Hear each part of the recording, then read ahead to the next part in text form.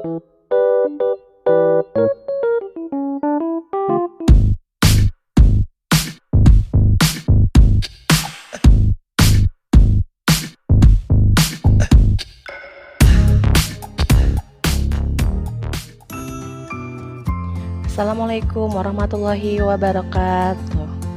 Pada pertemuan kali ini kita akan membahas tentang bencana alam. Tetapi sebelum pada materi, sebaiknya kita berdoa terlebih dahulu. Berdoa dimulai. Doa sebelum belajar. Bismillahirrahmanirrahim. Raditu billahi rabba wa bil islami dina wa bi muhammadin nabiyya wa rasula. Rabbi zidni ilman warzuqni fahman.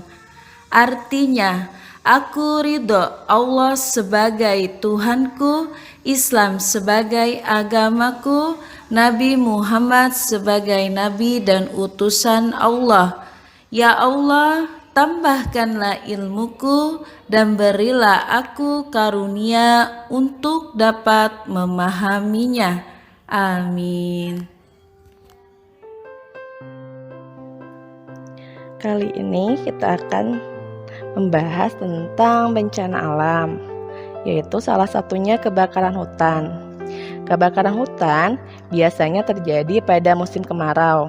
Musim kemarau yang cukup panjang dapat mengakibatkan kekeringan yang lama. Akibatnya, hutan menjadi mudah terbakar.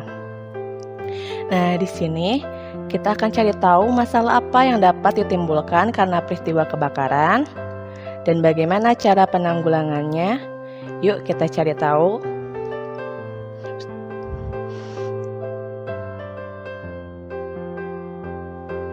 Beberapa masalah yang dapat ditimbulkan karena peristiwa kebakaran.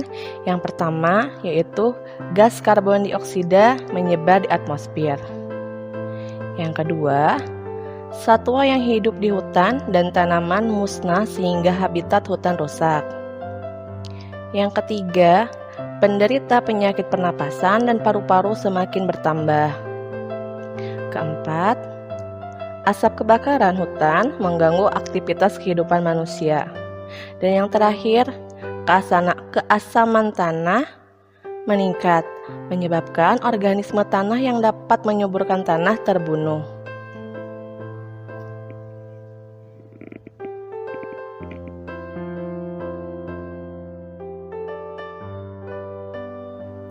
Selanjutnya yaitu penanggulangan kebakaran hutan.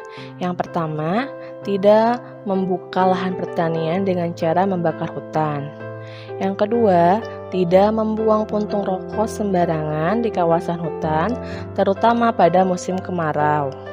Yang ketiga, tidak meninggalkan sisa api unggun yang menyala saat berkemah di kawasan hutan. Dan yang terakhir, melakukan pengecekan hutan berkala oleh petugas penjaga hutan. Berikut merupakan bagaimana cara penanggulangan kebakaran hutan.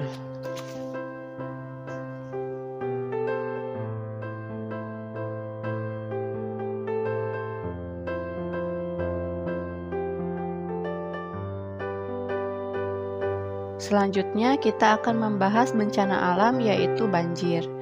Banjir dapat terjadi karena alam dan akibat perbuatan manusia. Akan tetapi, banjir kebanyakan terjadi karena ulah manusia itu sendiri. Ada beberapa macam banjir yang disebabkan oleh kegiatan manusia.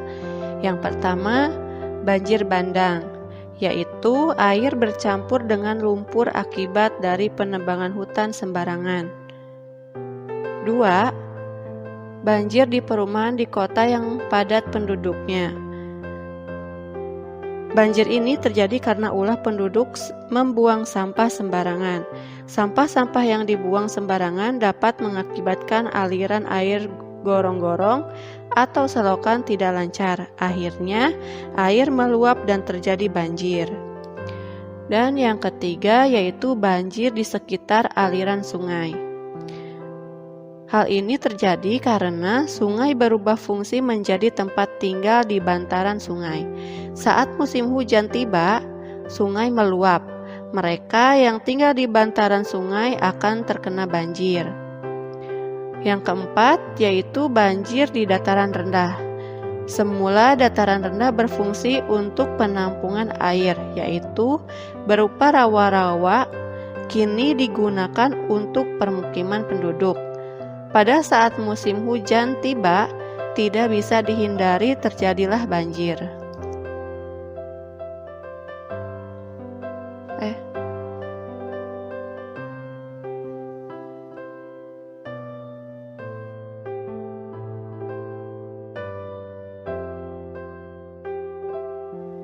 Selain faktor dari kegiatan manusia, ada juga banjir karena faktor alam.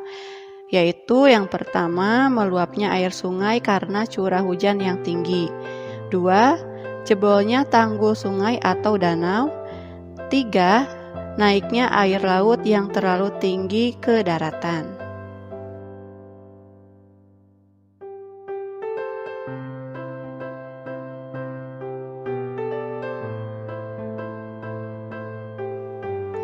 Jika tadi kita sudah membahas tentang berbagai macam penyebab terjadinya banjir, nah sekarang kita akan membahas tentang masalah yang dapat ditimbulkan karena banjir. Yang pertama, tentu saja pemukiman penduduk menjadi rusak. Yang kedua, sulit mendapatkan air bersih. Yang ketiga, tempat-tempat umum menjadi rusak. Yang keempat, lahan pertanian dan perkebunan pun menjadi rusak dan tergenang air. Yang kelima, alat transportasi dan komunikasi rusak. Dan yang keenam, kegiatan sehari-hari pun akan terganggu.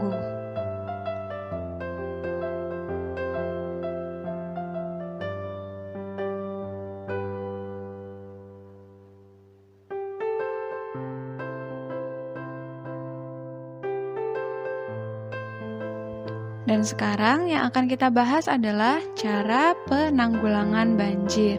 Yang pertama, tidak melakukan penebangan liar yang mengakibatkan hutan gundul. Yang kedua, menanam pepohonan di bantaran sungai.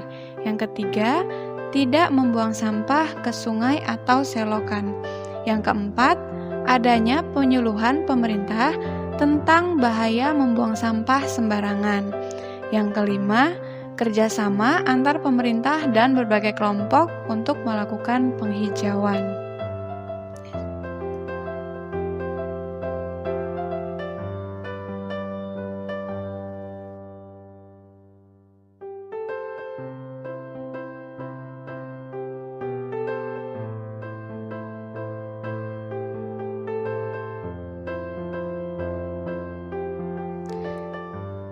Kesimpulan pembelajaran kita kali ini adalah alam tidak akan menjadi marah dan tidak lagi bersahabat dengan kita bila tetap terjaga kelestariannya. Kebakaran hutan pada musim kemarau yang panjang dan sering terjadi di beberapa tempat kadangkala tidak dapat dihindari. Namun, kita bisa menanggulangi peristiwa tersebut. Selain peristiwa kebakaran hutan, bencana yang sering terjadi adalah banjir. Banjir sebenarnya tidak akan terjadi bila kita semua menyadari dan berperilaku sangat arif terhadap lingkungan. Cukup sekian yang bisa Ibu sampaikan. Semoga bermanfaat dan Ibu akhiri. Wassalamualaikum warahmatullahi wabarakatuh.